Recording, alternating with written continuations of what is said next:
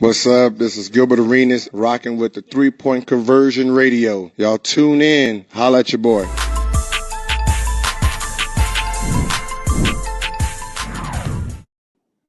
All right, guys, we have Cody coming in. We will start with Danny Thompson. Cody, Danny Thompson with the 3-Point Conversion. Can you hear me? Yeah. All right. Well, first and foremost, how's the hand? How's everything feeling? And where's your update and your progress on how you're recovering? It's feeling good. I had surgery. I guess it would have been Christmas Eve. So I celebrated Christmas morning in New York in the hospital, but I was able to fly back home Christmas night. Spent a little time with family, so took advantage of a little bit of extra family time over the holidays. And then obviously I'm traveling with the team now, so I missed that Dallas trip just because there's not a whole lot even now that we can do for rehab, trying to get the swelling out of it.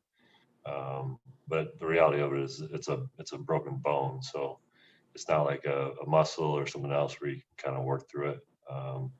You really just have to give it time to heal. So yeah, that's just been it's been my rehab, is trying to get some of the swelling out, trying to work kind of my movement. But other than that, it's good to be back with the team, traveling, and I can do a little bit more now, conditioning and stuff. So I've been on the Peloton and running the court a little bit, but I can't do anything yet with like holding a ball or catching a ball, shooting anything on the court, which I think that'll be fairly soon. But other than that, it's like I said, it's good to be on the trip with the team. Let's go to Rick Bonnell and then Sam Purley. Hey, Cody. Correct me if I'm wrong. I believe this is the same doctor that dealt with your hand previously, right? Yeah, you're exactly right. She's the real deal. She did my hand surgery a couple of years ago on my right hand. She did Gordon's surgery a year ago. She saw PJ with his finger. She's seen all kinds of NBA guys. So she's kind of the person when it comes to hand injuries. So I was really thankful that she was able to get me in, especially Christmas Eve. I think she said that she was starting a Christmas break, Christmas Eve, but she ended up coming in just for me. So I really appreciated her kind of making a special call. But yeah, she's the real deal. With your familiarity with a similar situation in the past, and whatever she has mentioned to you, because I remember you saying how sort of collaborative she was back and forth and giving you some guidance last time. Do you have any feel at this point for what is likely, how long you're out, and how long after you're cleared you think you'd be able to actually play again? I mean, I think the timetable is 4 to 6 weeks, like everyone said, but I think and like I said, there's nothing that you can do to speed up bone, the healing of a bone. So there's not really a whole lot to speed up that timetable.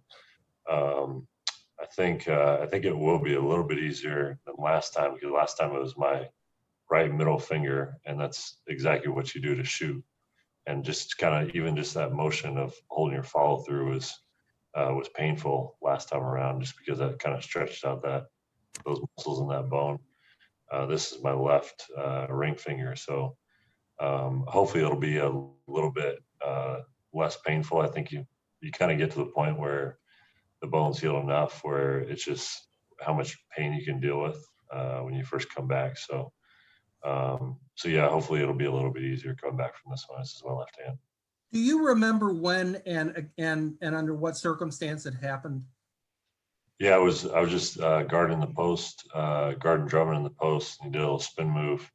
And I don't know whether I got it caught in his jersey or just on his body, but it just kind of pushed my ring finger to the side, and I felt the pop in my hand. So it was almost the same thing that happened on my right hand a couple of years ago. So I knew even before I walked off the court, I knew it was broke. I knew I needed surgery. Just kind of deflating, but and we've obviously my injury history is has been talked about a lot, and it's I just feel like it's another kind of bad luck injury. There's nothing I could have done in the off season. I'm in good shape. I've been lifting weights. I've been getting treatment. I'm in good shape, but this is just another kind of freak injury. So it seems like it happens once a year or so. But I keep saying that hopefully the worst of it is behind me. Hopefully I can turn the page. But hopefully this is kind of the last bad luck Thanks, Cody. injury that I'll have. Yeah, thanks. Let's go to Sam. Hey, Cody, it's Sam with Hornets.com.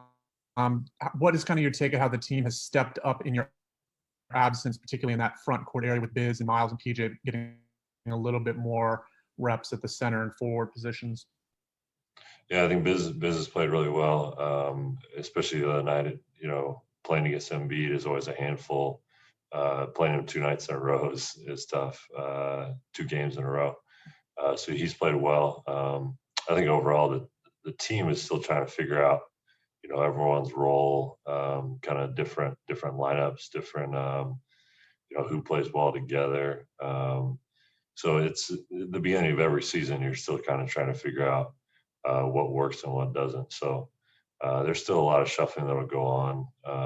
But like you said, I think some of those guys have kind of filled in for my absence. And like you said, PJ can play at 5, and then like I said, even Miles got a little time at the center position. So that's kind of the way the league has trended. So we kind of can get away with. And just a like real that. kind of a follow-up, a completely different topic. Do you remember the first game you played against Tyler and what it was like in the NBA? Against Tyler? Yeah, it was.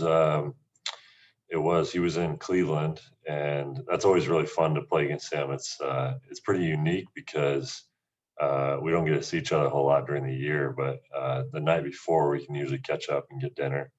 So that was always really fun. But to play on the court, it's always a little different because obviously I want the best for him. I want him to play well.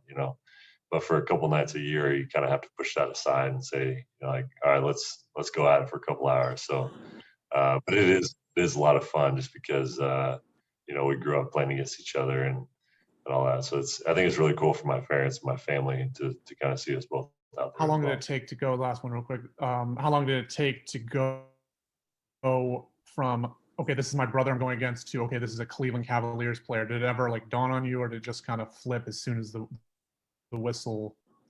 Yeah, I mean, neither one of us are much of, one-on-one isolation. It's not like we're playing one-on-one in the driveway. It's very much a team game, and both of us are kind of role players. So it's not like we're, going one-on-one at each other the whole game. So yeah, once the game starts, it wasn't too different. Let's wrap up with Mark Narducci. Cody, I wanted to ask you about the travel situation in the NBA where you're playing these 2 games in 3 nights in the same city. Do you kind of like this format, and do you see it maybe sticking? Yeah, I do kind of like it just because you can go to bed at a decent hour a couple nights in a row, which is nice. So yeah, I mean the COVID stuff is has kind of thrown the schedule for a loop. There's kind of some pros, some cons to it. We had the preseason game. We stayed in Orlando for 3 days. This one we've been in Philly here for a few days. Like I said, good sleep. We also, on the back-to-backs, we have to test in the mornings, every morning. So it's been some early wake-up calls. Even, we fly to Philly, and I think the COVID test had to be at 8 or 9 in the morning. So you still have to get up early, and then you can go back to bed for a couple hours. So there's kind of some pros and cons to the whole schedule this year. The thing is, do you see it maybe becoming something of the norm, just simply because it is going to cut down your travel instead of, having to come here twice, you do it all at one time? Yeah, I think obviously for the players, more sleep, more rest, but also on the cost side of things, I'm sure save some money on the flights and stuff. So I'm sure there's someone a lot smarter than me to figure out all that. Yeah. Okay. All right, thank you guys. We'll see you at pregame tonight.